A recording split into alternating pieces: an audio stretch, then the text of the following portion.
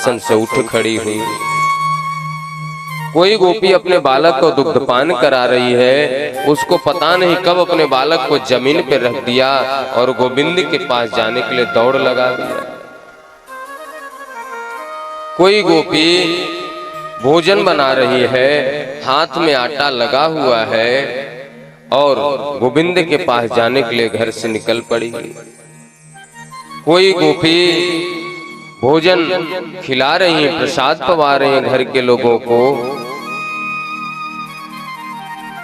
महाराज उसी अवस्था में गोविंद के पास जाने के लिए निकल पड़ी। यहां तक कि दरवाजे पे ससुर है, जेठ है, भूल गई कि सर पे पल्लू भी रखना है। उसी अवस्था में घर से निकल गई। सुखदेव जी महाराज कहते हैं, निसम्य गीतम तदनंग वर्धनम व्रजये स्त्रिय कृष्ण गृहीत मानसा कामं क्रोधं भयं स्नेहमैक्यं सुहृदमेव च नित्यं हरो विदधतो यान्ति तन्मयतां हिते। आज गोपियां निकल तो गई। कुछ लोग कहते हैं कि 16,108 गोपी गोविंद के पास गई, लेकिन श्रीमद् भागवत महापुराण द्वितीय खंड अध्याय 29 श्लोक संख्या 4 में सुखदेव जी महाराज कहते हैं कि जैसे गोपियां निकली निशम्य, जैसे गोपियां निकली अपने घर से, तदनंग वर्धनम, किसी के सर पे पल्लू है, किसी के सर पे पल्लू नहीं, किसी के एक आंख में काजल है, किसी के एक कान में बाली है। जो जिस अवस्था में थे उसी अवस्था में निकल गए। तो ब्रजवासियों के माता पिता भाई बंधु पति समाज ने उनको रोका। रात्रि के समय कहां जा रही है, किसके पास जा रही है, किससे बताएं कहां जा रही है। तो गोपियों ने कृष्ण के शरीर को घर मान लिया और अपने मन से कृष्ण के चरणों में पहुंच गई। कृष्ण गृहीत मानसा रंतु मनश्चक्रे, उनका चारों तरफ से परिक्रमा की। यही महारास है। हमारे मन को भगवान की भक्ति रास आ जाए, यही तो महारास है। प्रायः हम लोग कहते हैं 16,108 गोपियों के साथ भगवान नृत्य किया, रास किया। गोपियों ने मन के साथ गोविंद के पास जाकर के भजन गाई है, नृत्य किया है, शरीर के साथ नहीं।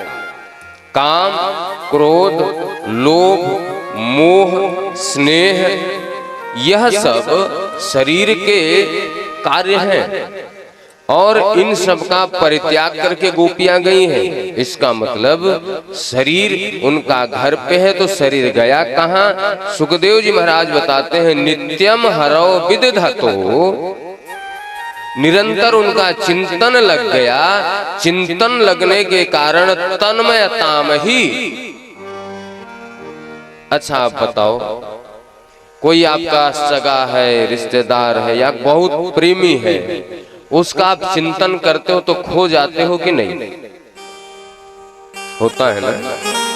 या कोई आपके घर में आपका कोई खास है और वो चला गया, तो आप परेशान होते हो कि नहीं? चिंतन में होते हो कि नहीं कि भैया अब यहाँ पहुंचा होगा, अब यहाँ पहुंचा होगा, अब अपने घर पहुंचा होगा, उसी में खोते हो कि नहीं?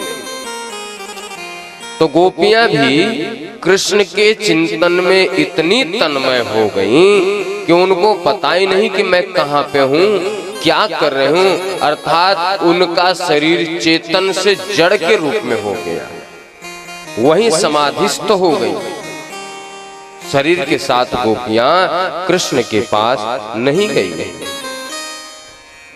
हम लोग कभी कभी सपने में देखते हैं, मंदिर में गए, भगवान की पूजा किए, तो भगवान ने मुझसे पूछा कि बेटा इतने दिन बाद क्यों आए।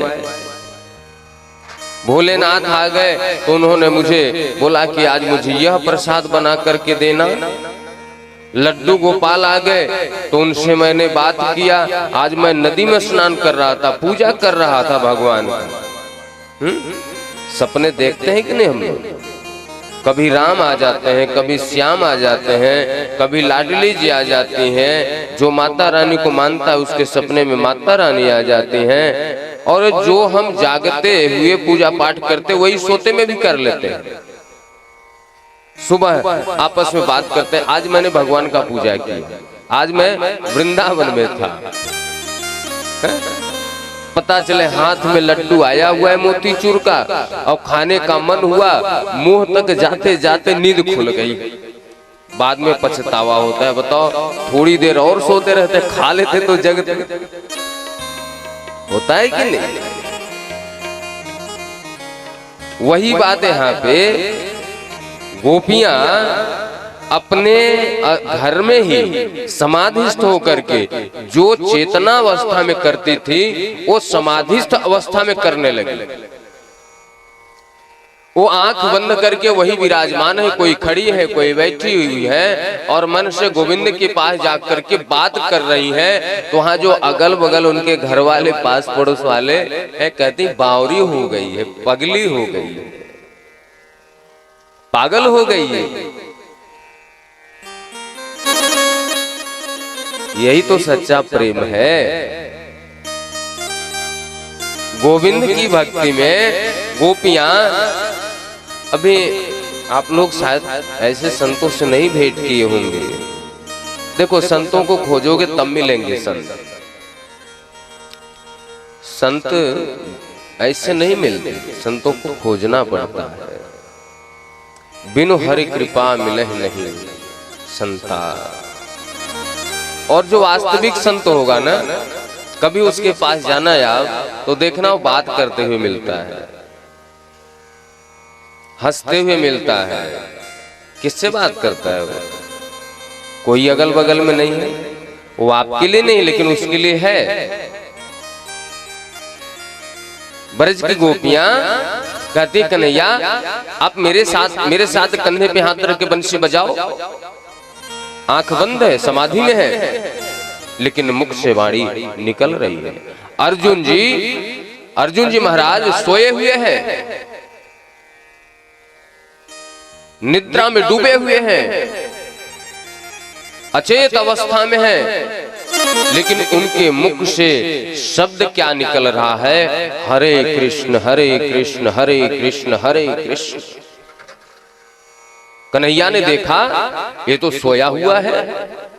इसके बाद भी इसके और मुख से ही नहीं, अर्जुन के रोम रोम से यह शब्द निकल रहा था, उच्चरित हो रहा था। तो कन्हैया गए, अर्जुन के चरणों के पास बैठ गए, और चरणों के पास बैठ करके देखा कि मेरे भक्त मेरा इतना चिंतन करता है। उनके चरणों पे ऐसे हाथ रखा, गोविंद के अश्रुधारा आंख से निकल करके अर्जुन के चरणों पे पड़ा। खुशी के आंसू ठंडे होते। कोई आपको दुख हो, आप रो रहे हो, चिंता है, आंसू निकले तो उसको हाथ पे डालना गरम महसूस होगा। लेकिन कोई आ गया प्रसन्नता के मारे, या कुछ आपको अपार सफलता मिली, प्रसन्नता के मारे आंसू निकला, वो ठंडा होता है। अर्जुन के चरणों पे वो अश्रु बूंद पड़ा। अर्जुन जाग गए, देखा तो चरणों में कन्हैया बैठे। अरे केशव, आपने ये क्या कर दिया? बोले, प्यारे तेरे से जैसा बड़ा भक्त कोई हो सकता है क्या? लोग जागते हुए कीर्तन नहीं कर पाते और तुम सोते सोते कीर्तन कर रहे हो। गोपियां उसी अवस्था में है, समाज